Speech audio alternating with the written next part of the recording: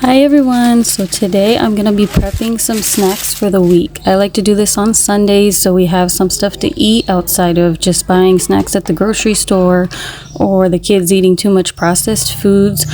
So these are pretty easy and these are some of the favorites. So we're going to start with some homemade granola bars. I found this recipe online and it's one of the only ones I found that doesn't involve peanut butter because my youngest has an allergy to peanut butter. So this one is really simple. You just toast about 2.5 cups of old-fashioned oats in the oven at 350 for just about 5 to 7 minutes. And then you take those out and they're ready to go. And then on the stove in a small pot, you're going to boil some honey, butter, brown sugar, a little vanilla, and salt. So it's about a 1/3 cup of honey, a 1/4 cup of unsalted butter. I just use the sticks. Honestly, if you use the one with salt, that's fine too. Just omit the salt, the pinch of salt at the end. And then about a 1/4 cup of packed brown sugar and a little bit of vanilla. So then you just melt that down together until it's all mixed. And then once your oats are taken out, you can mix that all in a bowl. I let it cool for a few minutes and then I like to add some chocolate chips. It's still warm when I add the chocolate chips, so they get a little melty, but honestly I like the taste of that, and it helps the oats to stick together when you make them into bars. So either you can wait longer until it cools and have full chocolate chips, or you can just let it melt in like I do, and then you just pack that down into a little dish with some parchment paper until it all is nice and stuck together. And I like to top that with some sprinkles, or you could just leave it plain, and you can even add nuts or dried fruit or honestly whatever you want to do. And then you just refrigerate that overnight, and then you can cut it into bars or just little pieces, whatever you like. But it's really good and it's really easy and it saves a lot of money, and you don't have all those chemicals that come with the store-bought granola bars. So I hope you enjoy this one, and please excuse the background. My kids were enjoying themselves.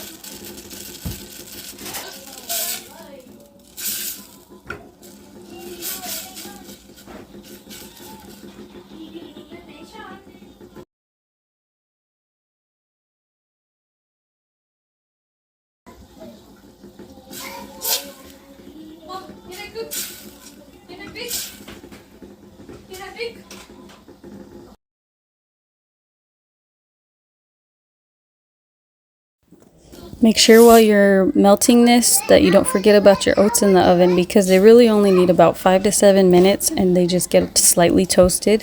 So you don't want to burn your oats. So just make sure you keep an eye on them.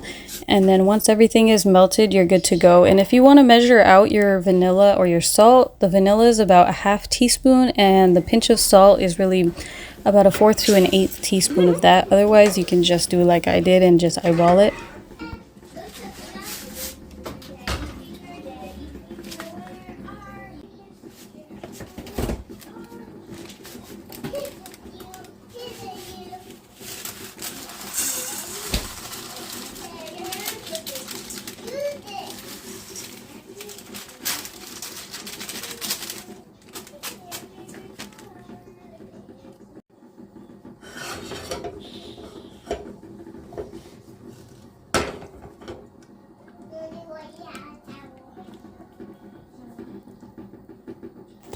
I let this mixture cool just a few minutes so it wasn't super hot, but you still want it warm just so it can mix together with the oats and get it nice and sticky.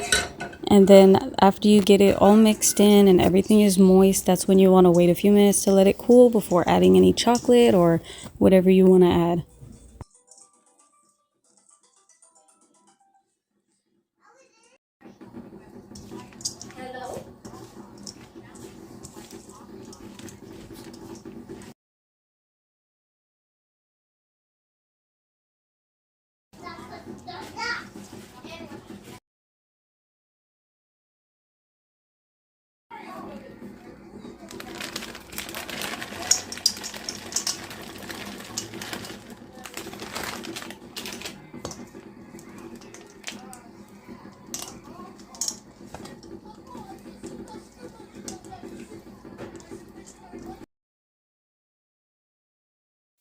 So as you can see here, my chocolate did melt quite a bit, but it really just becomes a nice type of glue to hold everything together, and it tastes really good. So it's up to you if you want it to be nice and melty like this, but if you don't, make sure you wait a good while until your oats are nice and cool.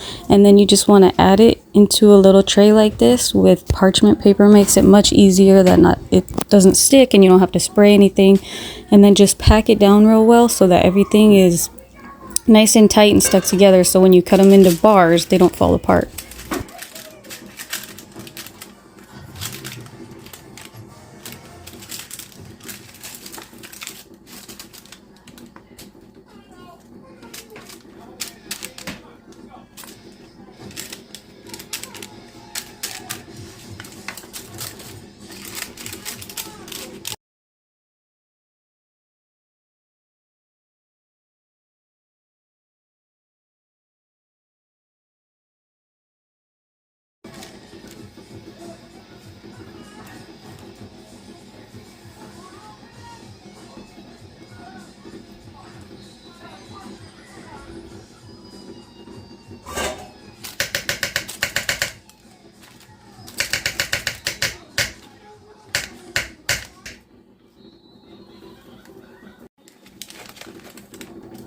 I added some of my leftover Halloween sprinkles on top.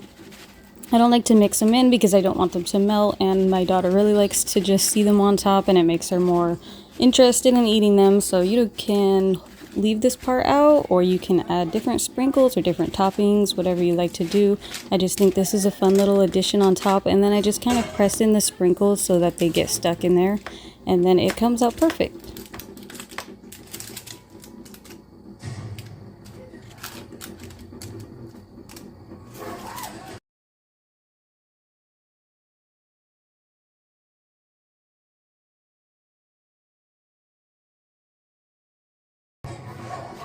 So now these are good to go, and I'm just going to pop it in the refrigerator and leave it overnight and see how it turns out tomorrow, and just cut them into bars.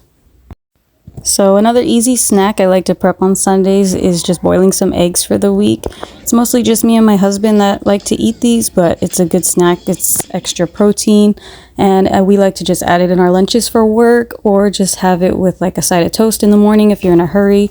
But it's just nice to have something else in the fridge that's easy to grab, and it's healthy, and it's a lot cheaper than buying a bunch of snacks. So we always just boil some eggs. Those are easy to just leave on the side while you get everything else going. So now I'm also going to prep some homemade goldfish. If you're like me and your kids love goldfish, you go through these so fast, and they've gotten so expensive. Just for the big box that we used to buy at about $5, it's $10 now. And I've looked at the ingredients and they're not the best. So I found this recipe where you can make your own homemade goldfish. And I even bought the little molds where they come into little fishies. You could just make little balls or circles or whatever you want to do. I just think this makes it more fun. And I'll add the link in the comments or description as well in case you want to buy some. So for this recipe, you're going to need about 1 block of cheddar cheese. So 1 block is about 8 ounces. I had a little under 8 ounces left on my block because I used a little bit, so I just substituted with a little bit of Monterey Jack cheese with that. And then you're going to need a 1/4 cup of cold butter. Just the sticks are fine. They say unsalted, but if you use salted, just leave out the salt. So in my recipe, I did use salted. So I didn't add any extra salt. But then you also are going to need about a 1/4 teaspoon of garlic and onion powder. I didn't really measure these. I just kind of eyeballed it. So it's up to you, whatever you want to do. And then you're going to need 2 tablespoons of cold water. So once you have your cheese shredded, you're just going to cut the butter into little, like little cubes, so that when you blend it, it mixes nicely.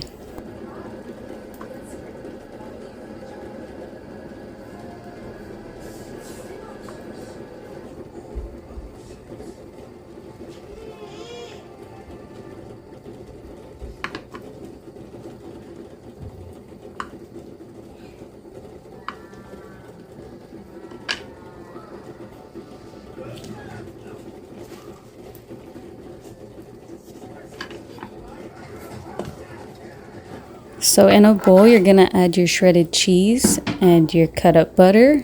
Then you add your seasonings.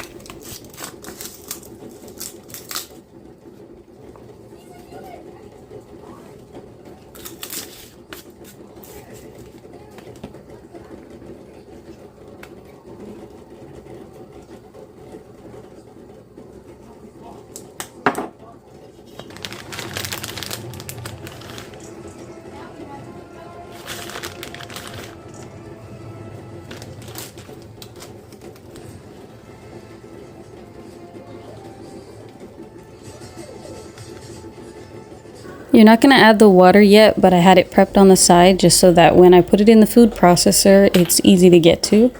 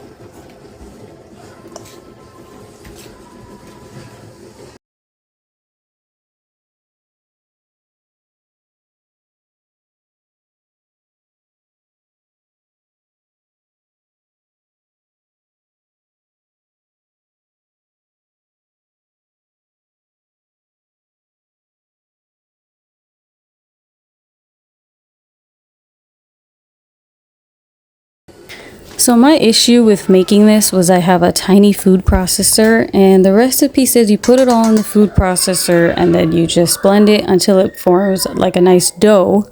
But since my food processor is so tiny, I decided to just try to make it work, and I just added half the mixture at a time, and then I blended that up with the water, about half the water at a time too. And then I set that aside and then added the second half of the mixture, blended that up, and then once they both got into like two forms of dough balls, I just put them out on the counter and just kneaded it the rest. And you know what, it worked perfectly, so don't worry about it if you're like me and you just have small equipment, because you just make it work.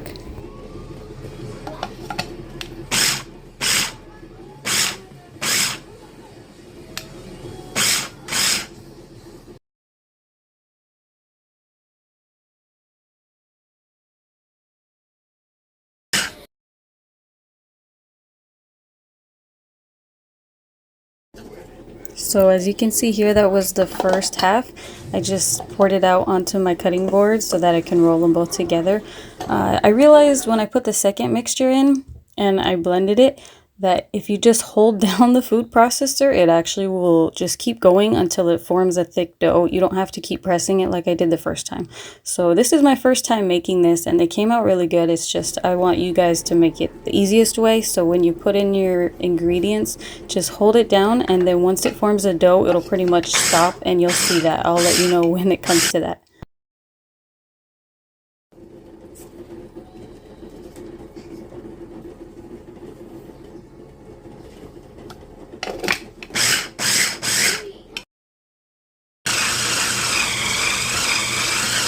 So as you can see here, this is when I just held it down, and then it just stopped because it all mixed into a nice little dough ball.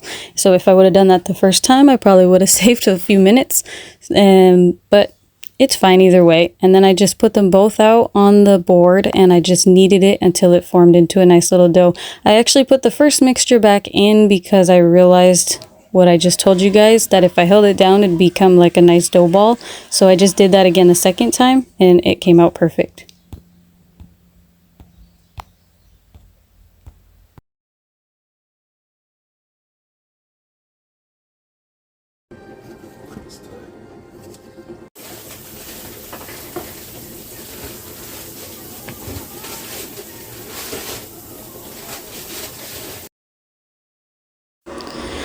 So I realized that when I poured it out onto the board, I should have added a little flour so it didn't stick, just like any dough. So just add a little bit of flour and then add your dough down, and then you could just knead it into a nice little ball.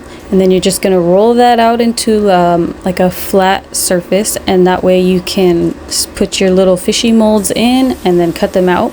Also, when you cut out the little fish, you want to make sure it's very thin. So when you roll it the first time, just roll a very thin layer, because my first batch was super thick and I thought that the dough looked great and it looked nice and thin and they cut out perfectly, but when they baked, they just blew up. And say they were very chunky fishies, which is also fine. But if you want them more closely to taste like the store-bought ones, if your kids are picky like mine, then just try to get like a nice thin dough. And then when you cut out your fishies and you bake them, they'll rise anyways and they will come out perfect.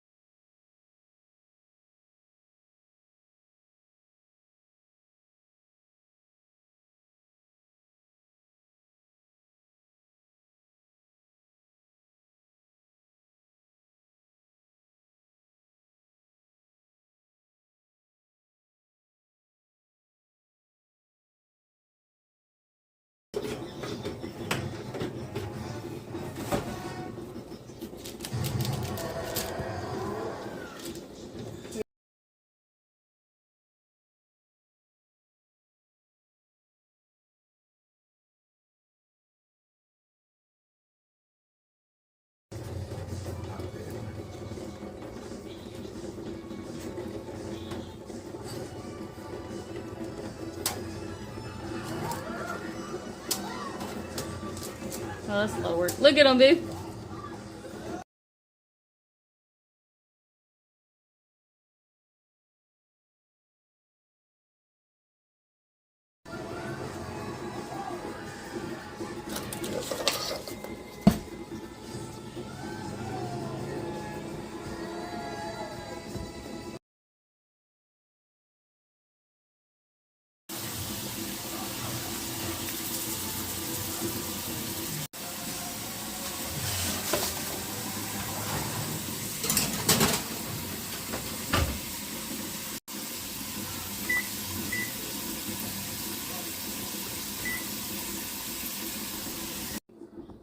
I baked these in the oven at 350 for about 15 minutes, and then when they came out, I put a little bit of sea salt on top, and they came out perfect. Just a little thick, like I said, but they tasted like goldfish. And then you could just store these in an airtight container for about 5 days. And then the last snack that I prep on Sundays is a salsa for the week. It's pretty healthy, it has lots of veggies, and it's easy to get to, quick snack. So I usually just use whatever vegetables I have in the fridge. Sometimes I'll switch it up and I'll boil my tomatillos and my jalapeños, but today I just made a fresh salsa and I used some onion, jalapeno, cilantro, garlic, tomatillos, and fresh tomatoes. And then I just tried not to put too much jalapenos because my kids wanted to eat it as well, and they're not a big fan of spicy. So if you want it really spicy, just make sure you keep the seeds in your jalapenos. If you don't, just de-seed it. And you can also add like some chile de árbol. I'm sorry if I said it wrong, but that makes a very good spicy salsa as well. And then sometimes I'll use water, but this time I just use lime juice and add it all in, and then just taste test as you go if you need some more salt or if you need some more lime juice, or if it's too sour and you want to add some water. So just add your veggies and then taste as you go. But I also add a little bit of tomatoes as I blend my beginning, and then after I blend all the veggies together, I like to add a couple more tomatoes in the end, so it's not everything is not puree. There's a little bit of chunks in there.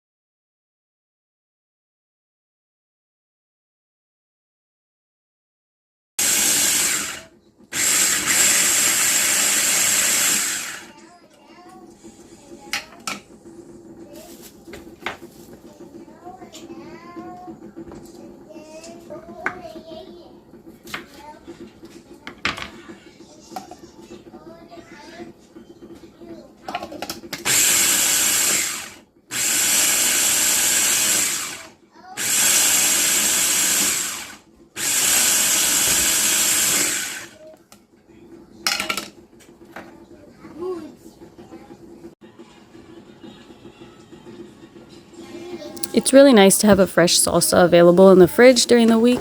We just like to have it as a snack when dinner's not ready yet and everybody's starving, just to have some chips and dip, or even when the kids are doing homework and they just want a quick snack. And then sometimes in the morning, I just like to throw together some breakfast burritos for my husband before work, and it's really nice to have some nice homemade fresh salsa to go with it. So I hope you guys enjoyed, and I hope this gave you guys some good ideas for some snack preps for your family on Sundays. And I will be sure to put all the ingredients in the description as well.